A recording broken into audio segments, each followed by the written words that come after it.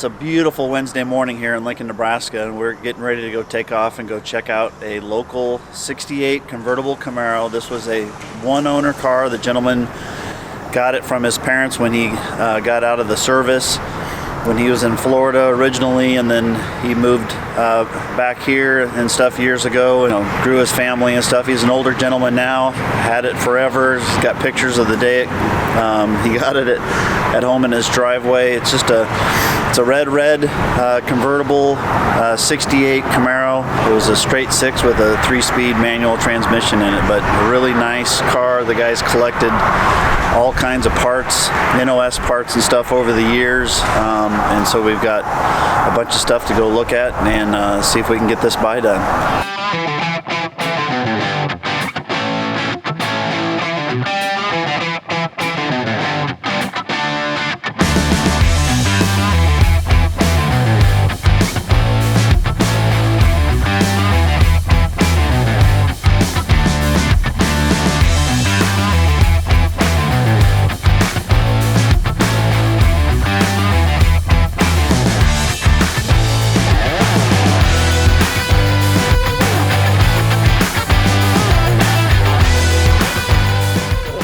Cliff, how are you? I'm good. How about you? I'm fine.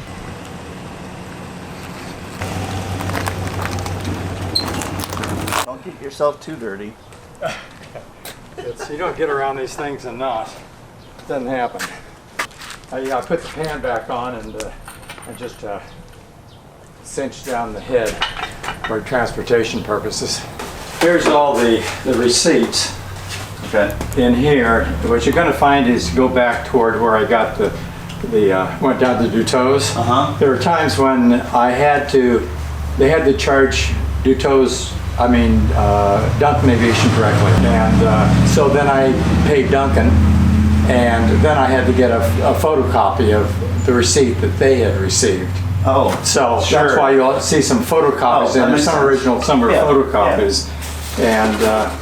Then I've got in here's the original papers and the protector plate, and here's the actual, the key, the punch outs for the keys and the original documents, everything. And then I've got, the rest of this are all, just all the manuals and everything like that. Feel something flopping around there on one side, and we pull that out. Oh yeah. There it is. Yep.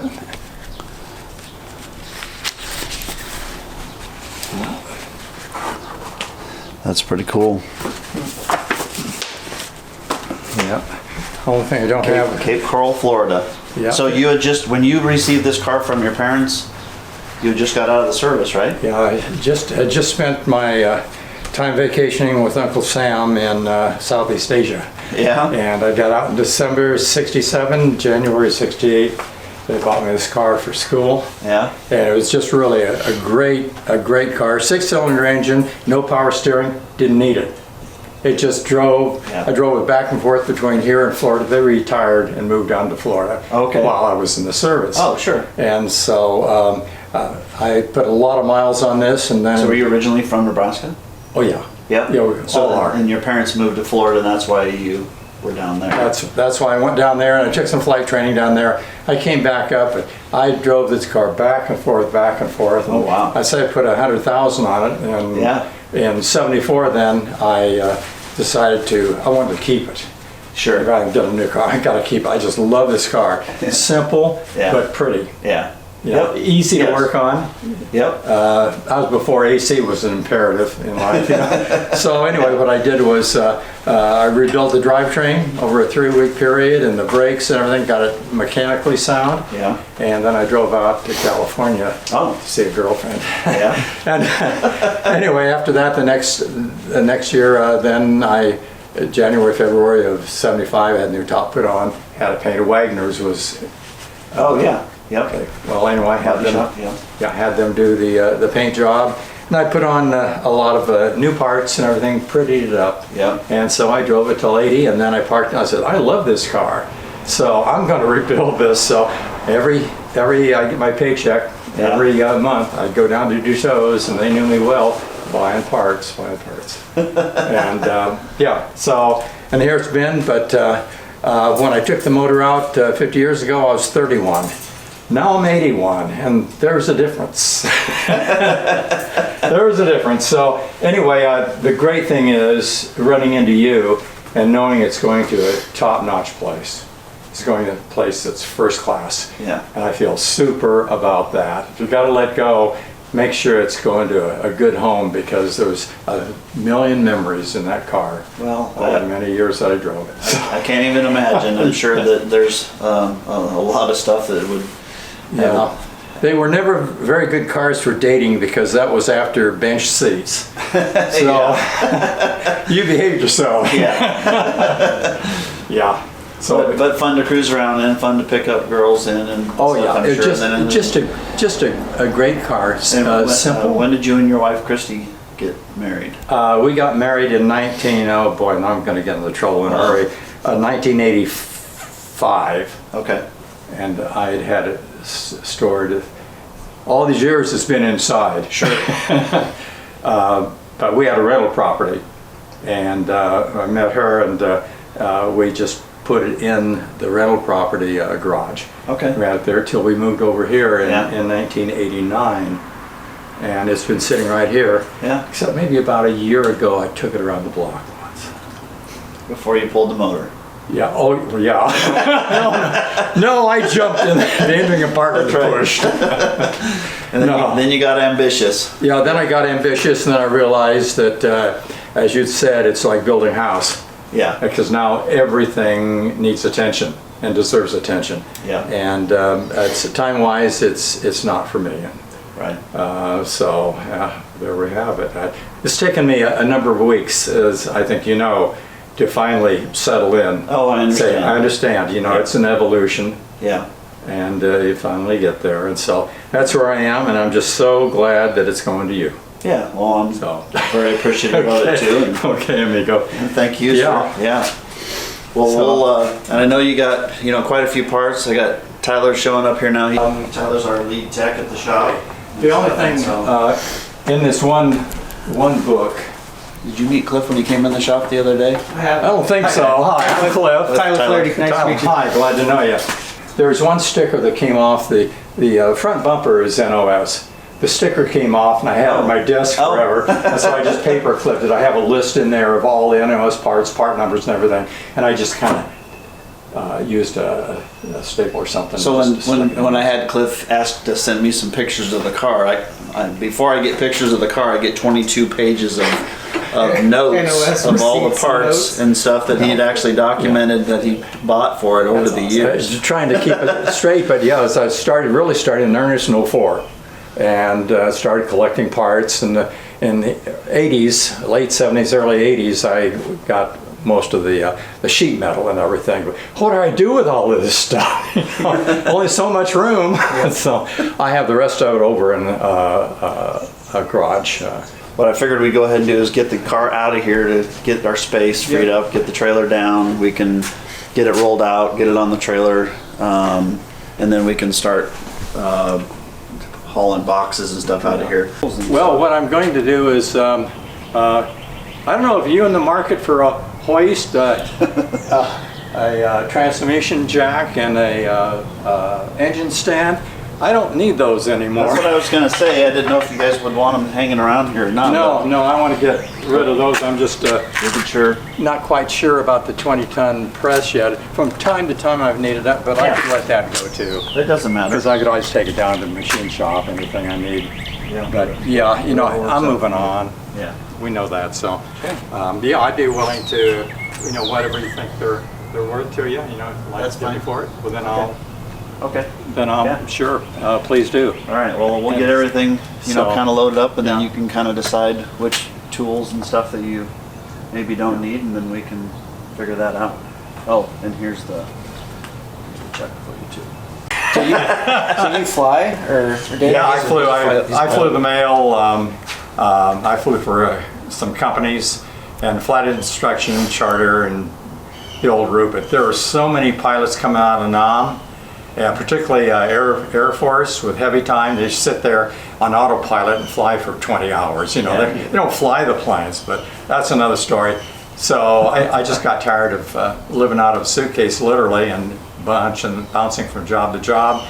I'd fly for a company. If they had a downtrend, first thing to go is the airplane. And guess who goes with the airplane? The pilot. Makes sense. And so on and on. So I finally had enough, and that's when I went out to Duncan and I started flying a desk out there. Yeah. Got into maintenance out there, and wound up flying a desk. And well, thanks for your services, for sure. I appreciate that. My dad was in the Army and stuff. Oh, was he? So, yeah. He was stationed over in North Korea during the Korean War, and he was a tank mechanic. Oh man, I'll tell you, that was Korea was brutal, just brutal. There's no doubt about that. Great respect for the people who were over there. They had brutal weather. Yeah. We had heat, but they had cold like you couldn't believe. Yeah. So the gear shift knob is in the glove compartment. Okay. I have to watch this a little closer because I can't swear there's any break at all.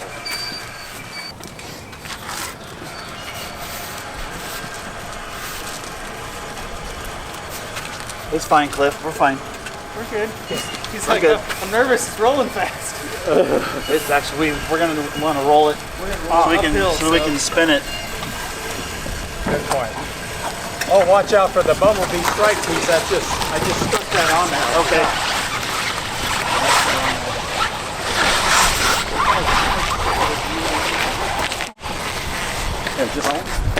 Just a moment. It looked better on there. I know. I got it working good.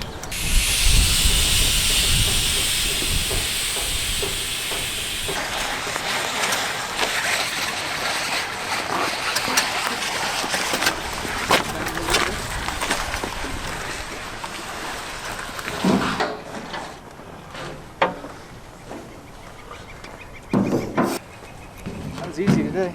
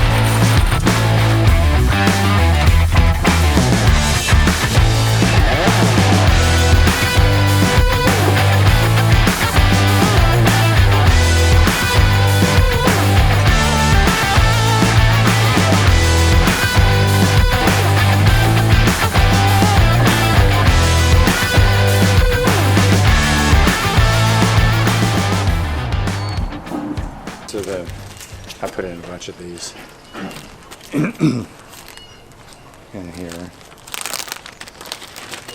Here's a picture.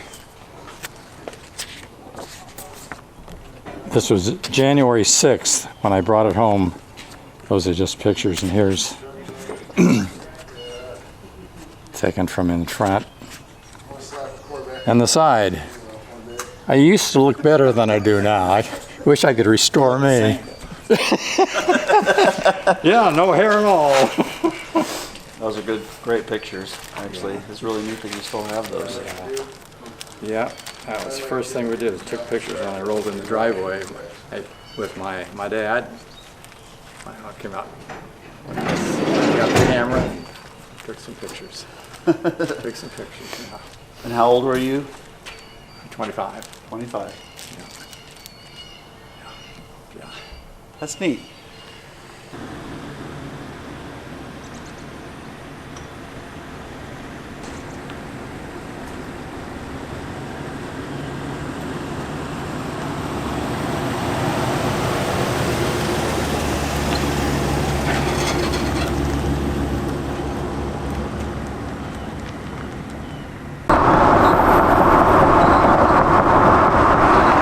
to get the rest of the 68 Camaro parts that Cliff's been collecting since he bought this car, or actually had it given to him by his parents in 1968 down in Florida. So he has a storage unit in the south side of town. We're gonna go check it out. He's over there clearing a path so we can get to all these parts he's collected, NOS parts from our local GM dealers. Until maybe a couple of years, he said. He's got too much stuff to just up and move. Here we are. All right. This is the place. Okay. The dust comes at no additional charge. Well, it's not as bad as I thought it's going to be. We'll pull right here and get ready. No, you have to follow these up to the front.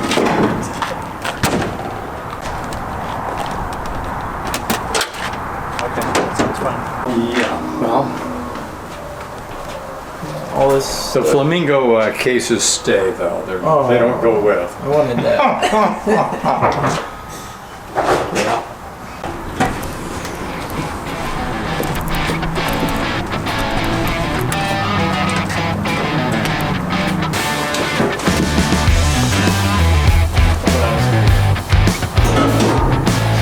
Line up at the rope holding the stick of the board. Cord's holding it. Holding itself.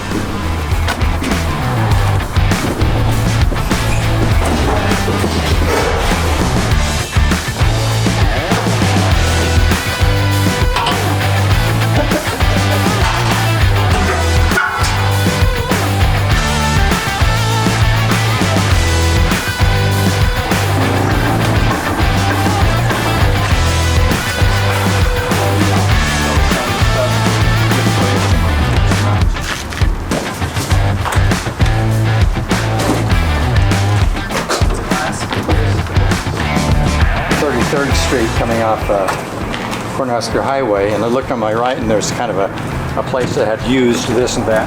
Those are sitting out in front. I drove by them in the Camaro. Locked up the brakes. Yeah, I pumped the brakes, turned around, whatever, and I said, I need those. Going about. They were at a garage sale?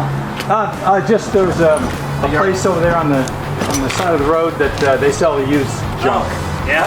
And those are right out in front. And whoa, Nelly. So That's awesome. as it happened. It's a rare find. Yeah, I thought so at the time.